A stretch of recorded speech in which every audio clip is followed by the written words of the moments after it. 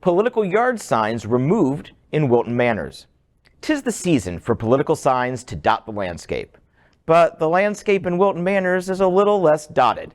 In this week's SFGN, online now and on stands tomorrow, I look at why signs suddenly went missing on Monday. Code compliance went around collecting signs promoting various campaigns. Is this the act of an overzealous, letter-of-the-law employee in code, or political pettiness? Well, perhaps a little from column A and a little from column B. I talk with candidates, the city manager, and a resident about the hows and whys of this story. Much of the issue comes down to what a property owner thinks they own versus what they actually own.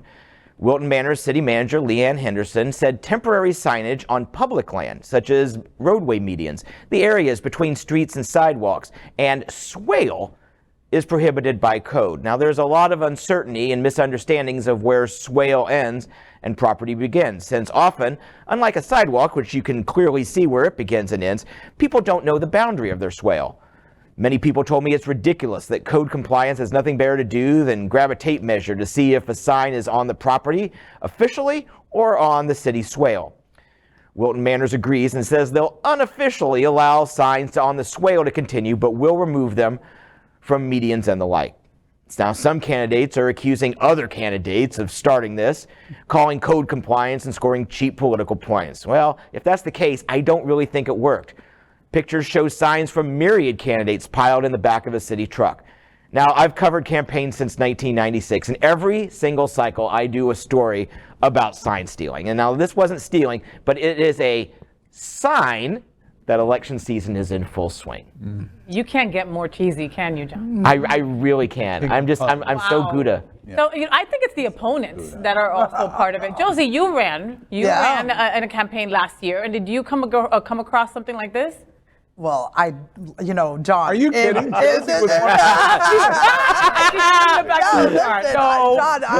when I saw this story, I started laughing inside because this is exactly what happened, and I thought it was personal. But now that I see a truck full of signs, the back of a city compliance truck, right. I mean, I go, oh, I guess this is what happens.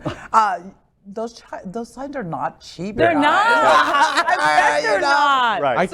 I can't tell you, Fay. I helped Josie in her campaign. I can't tell you how many signs I stole.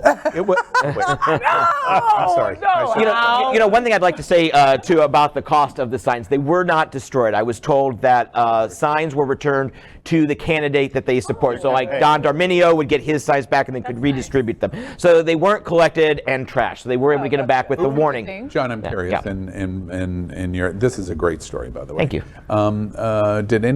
Did any one candidate have a very significantly more number of signs taken down, or was it all pretty even? It looks pretty even. The only thing I can do is really the eyeball test from that truck. But I talked to some candidates, and I'm not going to call people out, but I can say that that'll be at the dinner after the dinner after the show. No one's watching. But one candidate would say, no, like he only had 12 signs picked up, and I had 4,000 signs, and the other was like, no, it was 30,000. So they're all kind of pointing the finger at each other. But guys, they're code compliance. Everybody's afraid of them. They've got a job to do. You have nothing else to do. Right. They don't have anything else to do. That is their freaking job. Go with their measuring tape and measure how far from the sway or whatever the hell it is there. That's their job. So if you put the sign where it wasn't supposed to be, what did you expect? I mean, don't they know where the signs can go and not go? No, because you wouldn't know because you're talking about the distance. How much distance there. Right. And the medians and because we know that. Well, you're not good with measuring. We know that. Well, and our town is very, very strict about littering, and that sort of thing. And we don't want it to look a certain way in Wilton Manors, and it's not fun. That's the problem I have with this story, though, because we're a small town and we understand what's going on here. If there is one time that we should be very liberal on signage requirements in the city, it's this. Because you very carefully have to evaluate, I'm trampling on free speech. I am trampling on democracy, because signs are free speech and they're part of our democratic process of voting.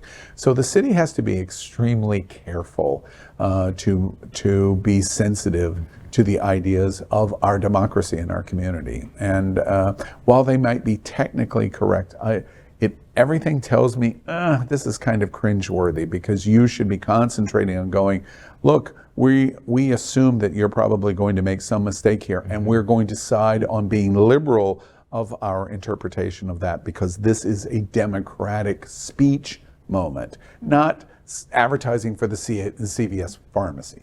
I do think that there is a difference here. Do you agree with that or not? Your story. I do know that all candidates were briefed on where signs can go. And Vice Mayor Paul Rowley, who's also up for re-election this cycle, said that he attached a note, or his team attached a note saying where you can put the signs when he would give them out, where you can put a sign, where you couldn't. And the city is relenting to a certain extent. Like if they're not going to be saying, oh, this is Swale, this is your property, so this sign has to go.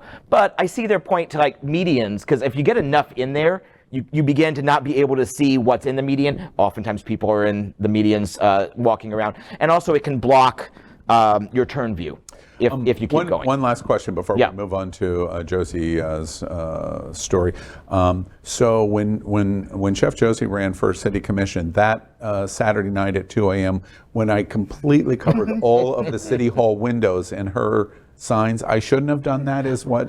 No, I talked to some people anonymously off the record, and they totally support you doing it, but nobody else. Nobody else. Yes. They totally got mad when I walked the dog on the swale and they was peeing on all the signs. They got mad at Fay What Show. Now I know why they called me and sent me that. It's the first time in 2 years I've publicly admitted what I just said. Quite a swale of a Don't tale. tell anyone.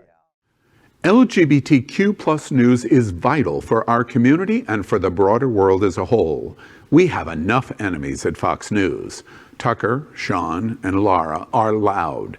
We need passionate allies. Happening Out Television Network, Queer News Tonight, and It's Happening Out are literally out of the closet and into the headlines. Our community needs your support. Like this broadcast and subscribe now to ensure the growth of the entire LGBTQ plus community.